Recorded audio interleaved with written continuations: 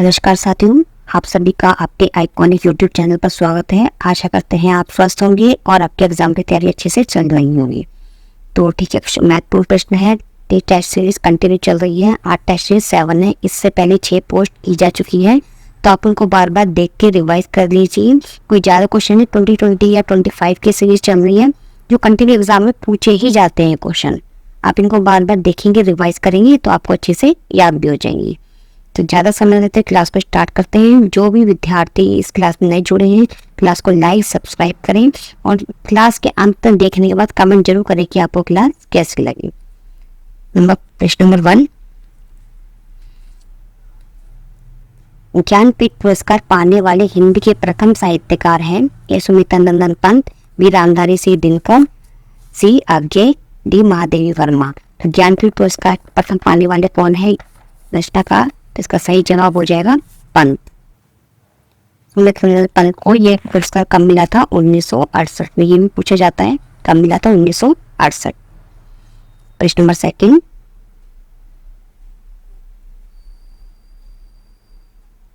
रामधारी सिंह दिनकर को भारतीय ज्ञानपीठ पुरस्कार प्राप्त हुआ था। ए शिमरथी पर, बी परशुराम की प्रतीक्षा पर, सी कुरुक्षेत्र पर, डी उर्वशी पर। तो इसका सही जवाब हो जाएगा उर्वशी पर। रामधारी सिंह दिनकर को भारतीय ज्ञानपीठ पुरस्कार कब मिला था? उर्वशी पर। प्रश्न नंबर 3, निम्नलिखित में से कौन छायावादी कवि है? ए भरतभूषण अग्रवाल, बी तुलसीदास, सी सुमित्रानंदन पंत, डी नागार्जुन। तो इसका सही जवाब हो जाएगा सुमित्रानंदन पंत। छायावाद के कवि है सुमित्रानंदन। छायावाद के कितने कवि हैं? 4 कवि है, आपको पता होना चाहिए।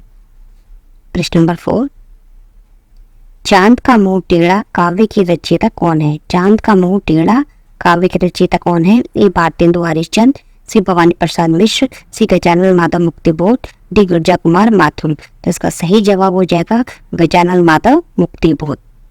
ठीक है, आपको पता होना चाहिए मुक्तिबोध, इनका पूरा क्या नाम है? गजानन माधव मुक्तिबोध। ये भी आपको पता होना चाहिए। प्रश्न नंबर 5, रामलाल नरसू के रचनाकार कौन है?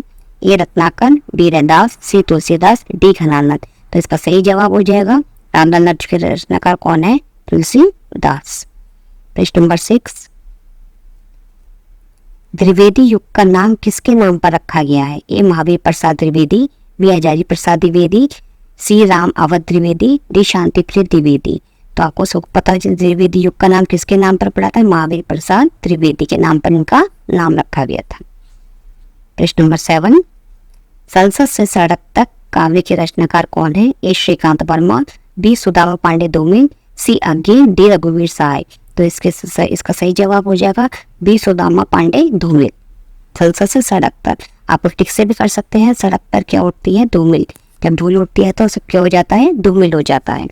तो बहुत इंपॉर्टेंट प्रश्न है ये भी एग्जाम के पॉइंट ऑफ व्यू से, इसे आप अच्छे से करेंगे। प्रश्न नंबर 8, रंगभूमि उपन्यास के रचनाकार है? ए राजेंद्र यादव, बी रागी राघव, सी प्रेमचंद, डी अमरकांत।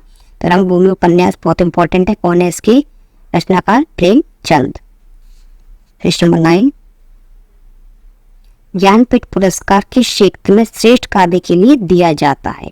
किस श्रेष्ठ कार्य के लिए ज्ञानपीठ पुरस्कार दिया जाता है? ए सिनेमा, बी विज्ञान, सी समाज सेवा, डी साहित्य। तो इसका सही जवाब हो जाएगा डी साहित्य के लिए ज्ञानपीठ पुरस्कार दिया जाता है। प्रश्न नंबर 10, ज्ञानपीठ पुरस्कार दिया जाता है किस क्षेत्र में दिया जाता है? हिंदी भाषा के प्रचार प्रसार हेतु, भारतीय लेखकों व आर्थिक साहित्य हेतु, भारतीय भाषा में साहित्यकारों के रचनात्मक लेखन हेतु, या इनमें से कोई नहीं। तो इसका सही जवाब हो जाएगा भारतीय भाषा में साहित्यकारों के लेखन हेतु ये दिया जाता है।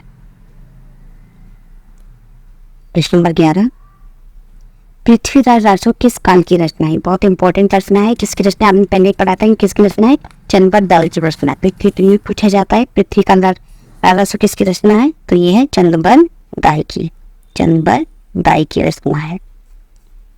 ठीक है, ये कौन? अब इसमें पूछा किस काल की रचना है? ए आदिकाल, बी रीतिकाल, सी भक्तिकाल, डी आधुनिक काल।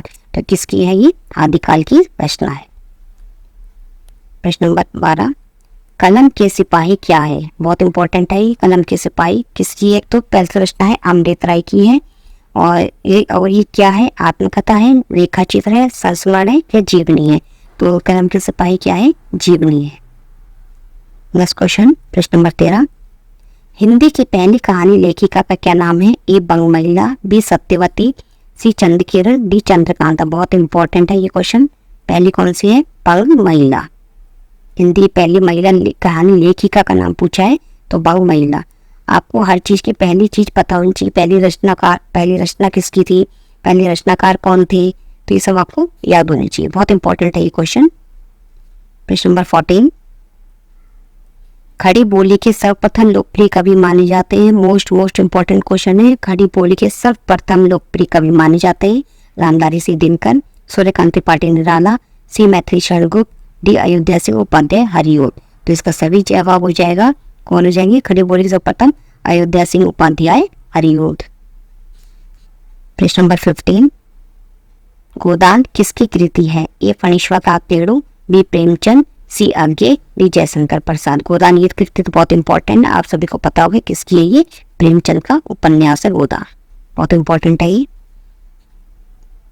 प्रश्न नंबर 16, अपभ्रंश का वाल्मीकि किसे कहा जाता है? मोस्ट इंपॉर्टेंट है। अपभ्रंश का वाल्मीकि किसे कहा जाता है? ए पुष्पदन, बी धनपाल, सी शालिग्राम सूर्य को, स्वयंभू को। इसका सही जवाब हो जाएगा स्वयंभू को।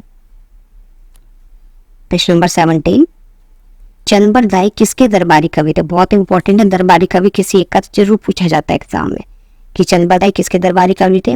महाराज हमीर के, महाराज बिशनदेव के, महाराणा प्रताप के, पृथ्वीराज रासो के। किसके थे वो? पृथ्वीराज रासो के दरबारी कवि थे। कौन थे? चंबरदाई। प्रश्न नंबर 16, मलिक मोहम्मद जायसी को जायसी कहा जाता है क्योंकि वे जायस गोत्र में पैदा हुए थे, जायस मत को मानने वाले थे, जायस नामक स्थान के निवासी थे, या डी इनमें से कोई नहीं। इसका सही जवाब हो जाएगा जायस नामक स्थान के वो निवासी थे। जायसी का पूरा क्या नाम है? मलिक मोहम्मद जायसी।